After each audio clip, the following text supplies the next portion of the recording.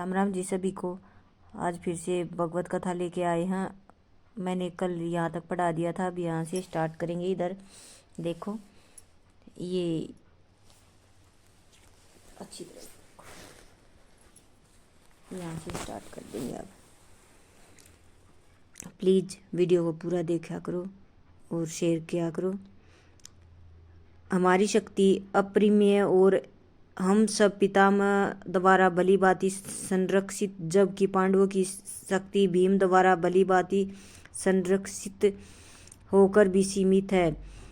तात्पर्य, यहाँ पर दुर्योधन ने तुलनात्मक शक्ति का अनुमान प्रस्तुत किया है। वह सोचता है कि अत्यंत अनुभवी सेनानायक भीष्म पिता के द्वारा विशेष रूप से संरक्षित होने के कारण उसकी शस्त्र सेनाओं की शक्ति अपरिमेय है। दूसरी ओर पांडवों की सेनाएं सीमित हैं, क्योंकि उनकी सुरक्षा एक कम अनुभवी नायक भीम द्वारा की जा रही है, जो भीष्म की तुलना में नगण्य है। दुर्योधन सदैव भीम से ईर्ष्या करता था, क्योंकि वह जानता था कि यदि उसकी मृत्यु कभी हुई भी तो वह भीम के द्वारा ही होगी, किंतु साथ ही उसे दृढ़ विश्वास भी था कि भीष्म की उपस्थिति में उसकी विजय निश्चित है, क्योंकि भीष्म कहीं अधिक उत्कृष्ट सेनापति है। वह युद्ध में विजयी होगा, यह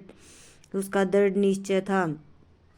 अतएव सैन्यव्यूह में अपने अपने मोर्चों पर खड़े रहकर आपका सभी भीष्म पिता को पूरी सहायता दें।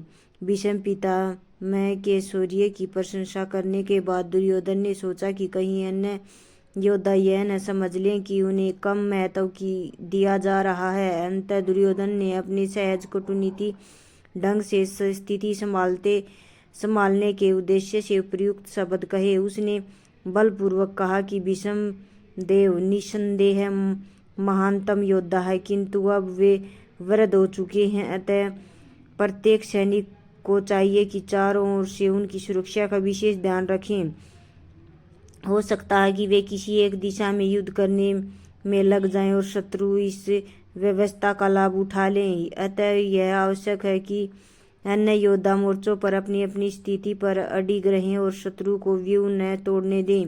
दुर्योधन को पूर्ण विश्वास था कि कौरवों की विजय भीष्म देव की उपस्थिति पर निर्भर है। उसे युद्ध में भीष्म देव तथा द्रोणाचार्य के पूर्ण सहयोग की आशा थी, क्योंकि वह अच्छी तरह जानता था कि इन दोनों ने उस समय एक भी शब्द नहीं कहा था जब अर्जुन की पत्नी द्रौपदी को असहाय व्यवस्था में भरी सभा में नग्न किया जा रहा था, और जब उसने उनसे न्याय की भीख मांगी थी, यह जानते हुए कि इन दोनों सेनापतियों के मन में पांडवों के लिए स्नेह था। दुर्योधन को आशा थी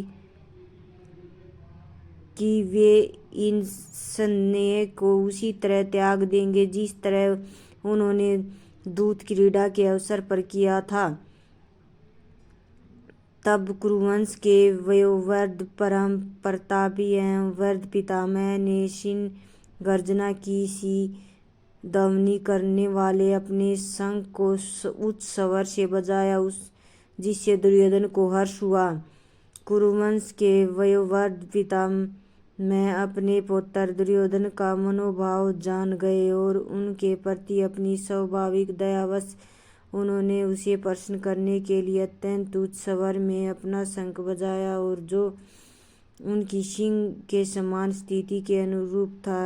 अप्रत्यक्ष के रूप में शंख के द्वारा प्रतीक्षात्मक ढंग से उन्होंने अपने हताश पुत्र दुर्योधन को बता दिया कि उन्हें युद्ध में विजय की आशा नहीं है, क्योंकि दूसरे पक्ष में साक्षात भगवान श्री कृष्ण है। फिर भी युद्ध का मार्गदर्शन करना उनका कर्तव्य था और इस संबंध में कोई कसर नहीं रखेंगे।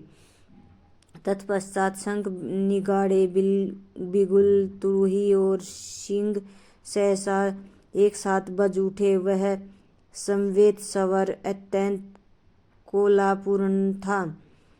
दूसरी ओर से श्वेत घोड़ों द्वारा खींचे जाने वाले विशाल रथ पर आसीन कृष्ण तथा अर्जुन के ने अपने अपने दिव्य शंख बजाए।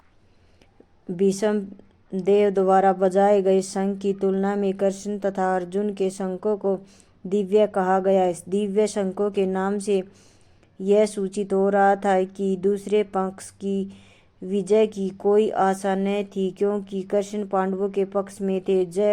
जस्तु पांडुपुत्राणाम येषां पक्षे जनार्दनम।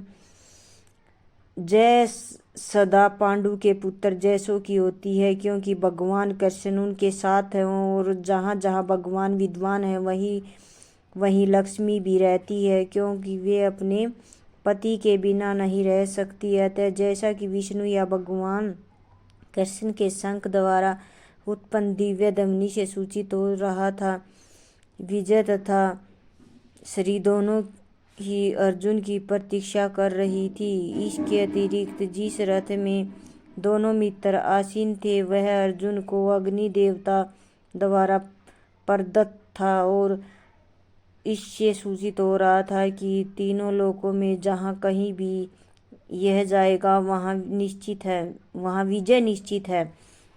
भगवान कृष्ण ने अपना पांचजन्य शंख बजाया। अर्जुन ने देवदत्त शंख तथा अति भोजी एवं अति मानवीय कार्य करने वाले भीम ने पांडु नामक भयंकर शंख बजाया। इस श्लोक में भगवान कृष्ण को ऋषिकेश कहा गया है, क्योंकि वे ही समस्त इंद्रियों के स्वामी हैं। सारे जीव उनके विनाश हैं, अतः जीवों की इंद्रियां भी उनकी इंद्रियों के अंश हैं। चूँकि निर्विशेषवादी जीवों की इंद्रियों का कारण बताने में असमर्थ हैं, इसलिए वे जीवों की इंद्रिय रहित और निर्विशेष कहने के लिए उत्सुक रहते हैं। भगवान समस्त जीवों के हृदयों में स्थित होकर उनकी इंद्रियों का निर्देशन करते हैं, किंतु वे इस तरह निर्देशन करते हैं कि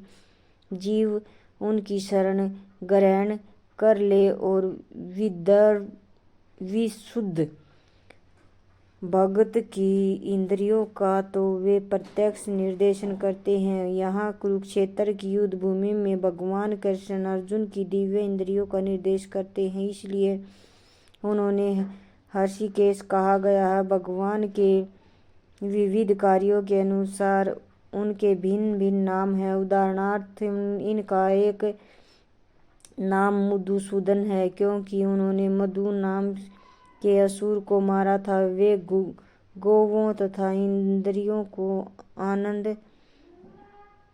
देने के कारण गोविंद कहलाते हैं। वसुदेव के पुत्र होने के कारण इनका नाम वासुदेव है। देवकी तो माता रूप में स्वीकार करने के कारण इनका नाम देवकी नंदन है। वृंदावन में यशोदा के साथ बाल लीलाएं करने के कारण ये यशोदा नंदन है। अपने मित्र अर्जुन का सारथी बनने के कारण पार्थ सारथी हैं। इसी प्रकार उनका एक नाम ऋषिकेश है, क्योंकि उन्होंने कुरुक्षेत्र के युद्ध स्थल में अर्जुन का निर्देशन किया है। इस श्लोक में अर्जुन को धनंजय कहा है, क्योंकि जब इनके बड़े बड़े भाई को विभिन्न यज्ञ संपन्न करने के लिए धन की आवश्यकता हुई थी तो उसे प्राप्त करने में उन्होंने सहायता की थी। इसी प्रकार भीम वरकोदर कहलाते हैं, क्योंकि जैसे वे अधिक खाते हैं उसी प्रकार वे अति मानवीय कार्य करने वाले हैं, जैसे हिडिंबासुर का वध। अतः पांडवों में पक्ष में श्री कृष्ण इत्यादि विभिन्न व्यक्तियों द्वारा विशेष प्रकार के शंखों का बजाया जाना युद्ध करने वाले सैनिकों के लिए अत्यंत प्रेरणाप्रद था। विपक्ष में ऐसा कुछ न था, न तो परम निर्देशक भगवान कृष्ण ने थे, न ही भाग्य की देवी थी। अतः युद्ध में उनकी पराजय पूर्व निश्चित थी। शंखों की धवनी मानो यही संदेश दे रही थी। हे राजन, कुंती पुत्र राजा युधिष्ठिर ने अपना अंतविजय नामक शंख बजाया तथा नकुल और सहदेव ने सुघोष एवं मणिपुष्पक शंख बजाए। महान दुर्योधन, काशीराज, परम योद्धा शिखंडी, धृष्टद्युम्न, विराट, अजेय, सात्यकी, द्रुपद, द्रौपदी के पुत्र तथा सुभद्रा के महाबाहु पुत्र आदि सबों ने अपने अपने शंख बजाए। संजय ने राजा धृतराष्ट्र को अत्यंत चतुराई से यह बताया कि पांडवों के पुत्रों को धोखा देने तथा राजसिंहासन पर अपने पुत्रों को आसीन कराने की यह अविवेकपूर्ण नीति श्लाघनीय नहीं थी। लक्षणों से पहले से ही यह सूचित हो रहा था कि इस महायुद्ध में सारा कुरुवंश मारा जाएगा। भीष्म पितामह से लेकर अभिमन्यु तथा अन्य पौत्रों तक विश्व के अनेक देशों के राजा समेत उपस्थित सारे के सारे लोगों का विनाश निश्चित था। यह सारी दुर्घटना राजा धृतराष्ट्र के कारण होने जा रही थी, क्योंकि उसने अपने पुत्रों की कुनीति को प्रोत्साहन किया था। राम राम जी सभी को। आज इस वीडियो में यहीं तक, कल फिर मिलेंगे नई वीडियो के साथ। तब तक सभी को हमारा हाथ जोड़कर राम राम। प्लीज़ वीडियो को शेयर करना और पूरी देखा करो।